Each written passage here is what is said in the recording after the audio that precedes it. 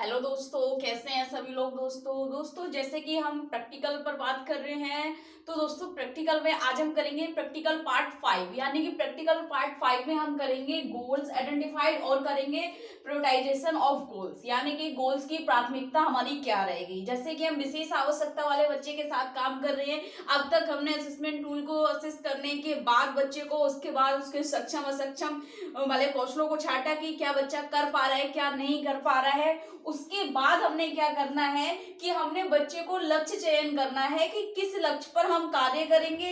ऐसे कौन कौन से लक्ष्य रहेंगे जो हमारे शॉर्ट टर्म और लॉन्ग टर्म गोल रहेंगे। ठीक है, दीर्घकालीन और लघुकालीन जो हमारे लक्ष्य रहेंगे कौन कौन से रहेंगे। तो दोस्तों सबसे पहले अब हमने क्या करना है, सक्षम अक्षम के बाद हमने करना है गोल्स आइडेंटिफाइड की हमने उनमें से कुछ गोल सिलेक्ट करने हैं। ठीक है, तो उन गोल्सों पर बात करेंगे और प्रायोरिटी क्या रहेगी उन गोल्सों की, यानी कि हमारी प्राथमिकताकरण क्या रहेगा बच्चे को सिखाने का। ठीक है, इस पर बात करेंगे। दोस्तों अगर आपने वीडियो को लाइक नहीं करा है तो वीडियो को लाइक कर दो, चैनल को सब्सक्राइब कर दो, बेल आइकन को प्रेस कर दो ताकि हर आने वाली वीडियो अब तक पहुंचती रहे। चलिए दोस्तों स्टार्ट करते हैं।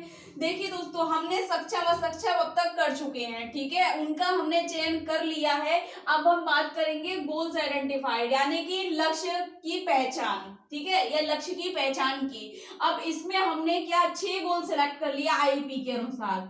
जैसे कि आईपी में हम जब कार्यक्रम आईपी कर रहे हैं, व्यक्तिगत शैक्षणिक कार्यक्रम कर रहे हैं बच्चे के साथ, जब बच्चे को हम शैक्षणिक प्रशिक्षण दे रहे हैं, तो दोस्तों उसमें हमने 6 गोल सिलेक्ट करने होते हैं। तो हमने 6 गोल सिलेक्ट कर लिए हैं, लेकिन प्रियोरिटी हम इसमें केवल 3 गोल्स को देखते हैं। 3 गोल हमारे कुछ मुख्य गोल्स होंगे, चाहे वो कोई भी हो। जैसे पहला हमने इसको रख लिया, दूसरा इसको रख लिया, तीसरा इसको रख लिया, यानी कि इन 3 गोलों पे हमने काम करना है। ठीक है, ये 3 गोल्स हमारे काम, इन पर काम करेंगे, इन पे ट्रेनिंग देंगे या प्रशिक्षण देंगे बच्चे को। ठीक है, यानी कि पहला गोल है हमारा यातायात के चिन्हों को सिखाना है। यानी कि हमने ट्रैफिक के लिए या जो जितने यातायात के साथ जो चिन्ह हमारे यूज होते हैं, ठीक है, स्टॉप हो गया या हम ट्रैफिक लाइट्स हो गई, उन रूल्स की बात कर रहे हैं यहाँ पर, तो उन चिन्हों को सिखाना है। फंक्शनल वर्ड आ जाएगा एक तरीके से, अगर हम बात करें कार्यात्मक शब्दों को सिखाना।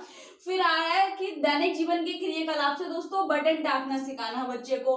फिर हमने तीसरा यहाँ लक्ष्य लिया है घटाव के सवाल सिखाना, जो अंक समय से संबंधित है और हमारे हम कहें कि हिसाब किताब से संबंधित है। फिर है साइकिल चलाना, जिसमें हमारे गामक कौशल से संबंधित है। ये सिक्कों को मूल्य क्रम में जानना, यानी कि व्यवसायिक कौशल से संबंधित है। 3 अक्षर वाले शब्दों को लिखना सिखाना, यानी कि पठन पाठन से संबंधित है। तो दोस्तों ये 6 गोल्स हमने सिलेक्ट कर लिए हैं, जिसमें हमने प्रायोरिटी 3 गोल्स को देनी है। अब बात होती है दोस्तों की प्रायोरिटाइजेशन क्या होता है, यानी कि लक्ष्यों की प्राथमिकता करनी है लक्ष्यों की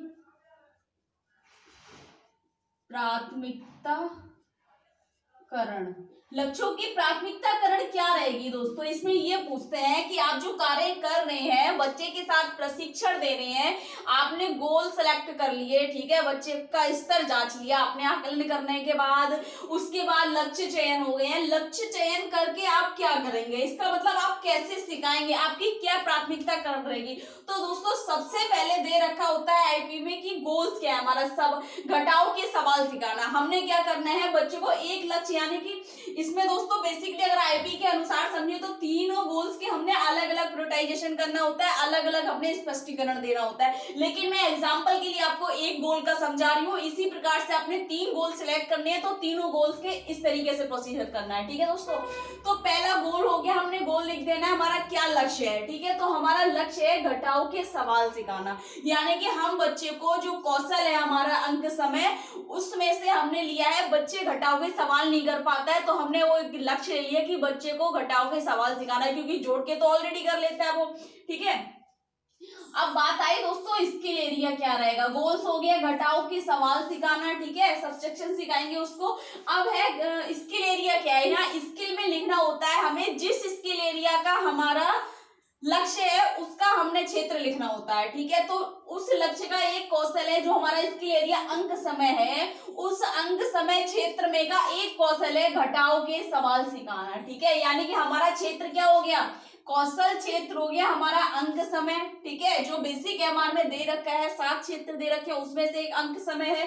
तो उसी में से मैंने मेरा एक गोल है, यानी कि एक कौशल को मैंने ले लिया कौशल क्षेत्र से, घटाव के सवाल सिखाना। ठीक है, तो यहाँ स्किल में हमने वही लिखना है कि कौन सा कौशल है, कौशल क्षेत्र है, उस कौशल क्षेत्र का नाम लिखना होता है। ऐसा नहीं कि स्किल में भी आप वही गोल लिख रहे हैं, घटाव के सवाल सिखाना, और गोल में भी घटाव के सवाल सिखाना, ऐसा नहीं। तो स्किल में हमने स्किल एरिया देना होता है कि हमने जो लक्ष्य चयन करा है वो किस स्किल एरिया से है। ठीक है दोस्तों, उसके बाद आता है दोस्तों मेन चीज आती है, हमें ये समझ नहीं आती कि जस्टिफिकेशन में हमने क्या देना होता है, जबकि स्पष्टीकरण तो हम इवैल्यूएशन के बाद देने होते हैं। लेकिन ऐसा नहीं है, हम जस्टिफिकेशन को स्पष्टीकरण कहते हैं और जो हम एवेल्यूएशन की बात करते हैं उसे हम फीडबैक कहते हैं। क्योंकि अक्सर हमारे दोस्त ये गलती करते हैं कि जस्टिफिकेशन ही पहले यानी कि फीडबैक पहले दे देते हैं, समझ रहे हो। तो फीडबैक का मतलब होता है प्रतिपुष्टि और जस्टिफिकेशन का मतलब होता है स्पष्टीकरण, यानी कि आपके गोल के साथ क्या स्पष्टीकरण रहेगा। जस्टिफिकेशन आप क्या कर रहे हैं बच्चे के साथ,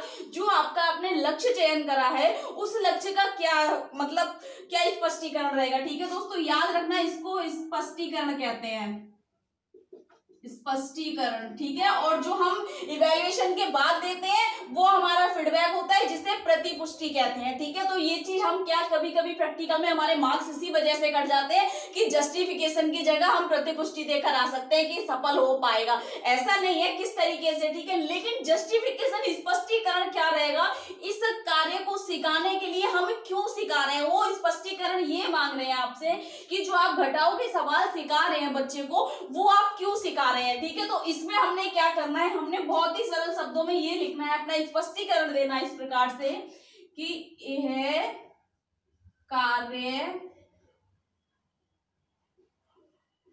इसलिए करवाया गया ताकि बच्चा,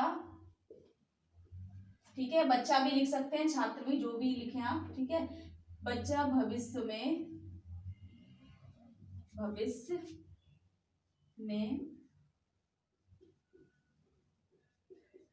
हिसाब किताब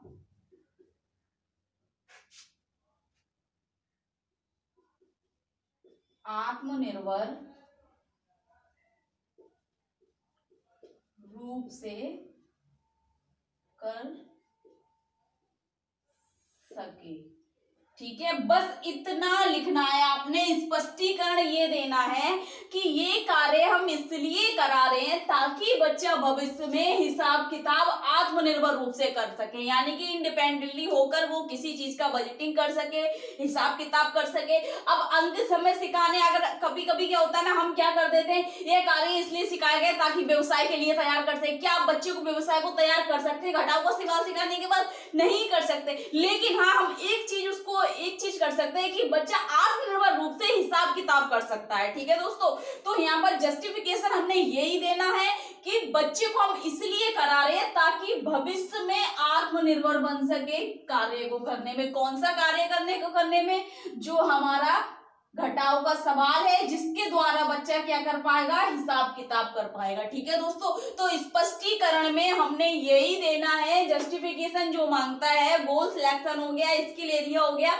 और फिर वह जस्टिफिकेशन मांगता है कि आप जो जस्टिफाइड कर रहे हैं बच्चे को, क्यों कर रहे हैं, क्या कारण है आपका। तो आपने स्पष्टीकरण देना है अपनी तरफ से कि ये कार्य इसलिए करवाया गया, ये इसलिए कराया जा रहा है ताकि बच्चा भविष्य में हिसाब किताब आत्मनिर्भर रूप से कर सके। ठीक है दोस्तों, तो इसमें ज्यादा कुछ करने का नहीं है, या इस तरीके से भी लिख सकते हैं, यह कार्य इसलिए करवाया गया ताकि बच्चा भविष्य में आत्मनिर्भर रूप से हिसाब किताब कर सके। ठीक है, तो वो लाइन आपकी रहेगी, लेकिन आपका तरीका यही रहेगा कि ये कार्य इसलिए कराया जा रहा है ताकि बच्चा जिस स्किल एरिया को हम सिखा रहे हैं, जिस कौशल को हम सिखा रहे हैं, उसमें आत्मनिर्भर यानी कि इंडिपेंडेंट बन सके। तो दोस्तों जस्टिफिकेशन इसी प्रकार से कराएंगे हम कि ये कार्य इसलिए करवाया है ताकि बच्चा भविष्य में आत्मनिर्भर रूप से हिसाब किताब कर सके। ठीक है, अब आगे हमारा टीचिंग स्ट्रेटजीज क्या रहेंगी, हमारी शैक्षणिक नीतियां, कोई बता सकता है? यानी कि इसमें हमने क्या क्या नीतियां लेनी है, जो हम ये सिखा रहे हैं, इस कार्य को सिखाने के लिए हमारी कौन कौन सी शैक्षणिक नीतियां रहेंगी। तो इसमें कौन कौन सी, अगर हम बात करें कि हम बेसिकली हमारे बच्चे का लेवल हमें सही लग रहा है, ठीक है, जहां तक देखा जाए कि हमने गोल ऐसे लिए हैं साइकिल चलाना यानी कि वो ठीक है, यानी कि हमें बच्चे को क्या है शारीरिक सहायता देने की जरूरत नहीं है, ठीक है, ये चीज हमें समझ आ रही है। अब हम बात करें टीचिंग स्टडीज की शैक्षणिक नीतियां कौन कौन सी हम यूज करेंगे इसमें बच्चों के साथ, तो पता है सबसे पहले मौखिक सहायता, मौखिक सहायता यानी कि हम बच्चे को कार्य कराते समय वर्बल प्रॉम्प्ट देंगे, बच्चे को बार बार बोल बोल कर बताएंगे, बोल बोल को समझाएंगे, ठीक है। फिर हम देंगे यहाँ पर प्रदर्शन यानी कि मॉडलिंग, प्रदर्शित सहायता यानी कि मॉडलिंग प्रॉम्प्ट देंगे। एक बार हम बच्चे को कर कर दिखाएंगे करके कि कैसे हम घटाव करते हैं, तो बच्चे को करके दिखाना क्या होता है, मॉडलिंग प्रॉम्प्ट जिसे हम बोलते हैं, ठीक है। फिर हम देंगे सांकेतिक सहायता, सांकेतिक यानी कि क्लूइंग करेंगे हम बच्चे को, ठीक है, क्लू से बता सकते हैं। उसके बाद हम देंगे यहाँ पर पुनर्बलन, ठीक है, पुनर्बलन यहाँ पर दे रहे हैं यानी कि हम बच्चे को रेनफोर्समेंट देंगे। रेनफोर्समेंट कौन सा देंगे दोस्तों, ज्यादातर हम बच्चे को सामाजिक रेनफोर्समेंट देंगे, सामाजिक पुनर्बलन।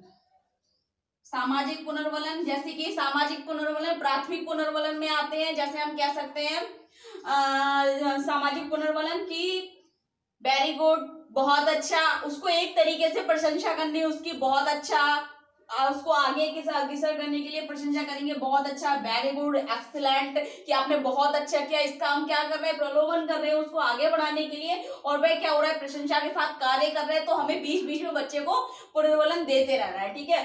फिर हम क्या करेंगे यहाँ पर विलोपन,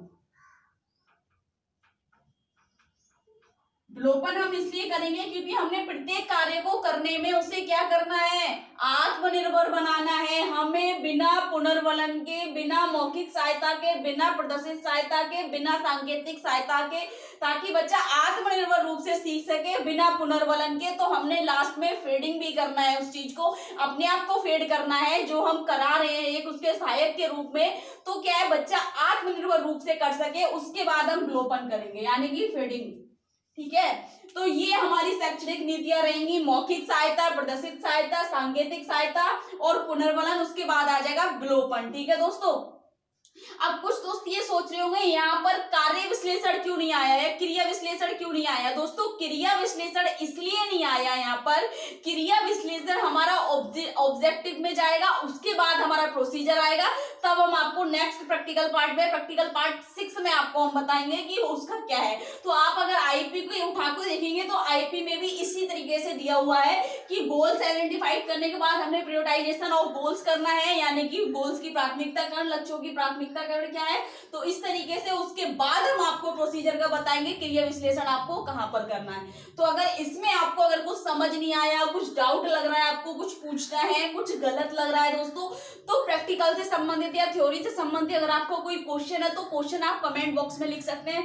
दोस्तों एक चीज और, मेरी और बहुत सारी जो थ्योरी पेपर के आपको मैंने वीडियो अपलोड कर रखी है आपको, तो दोस्तों उन टॉपिक्स को अगर आप ढूंढना चाहते हैं तो सर्च कर सकते हैं आप इस तरीके से, स्पेशल एजुकेशन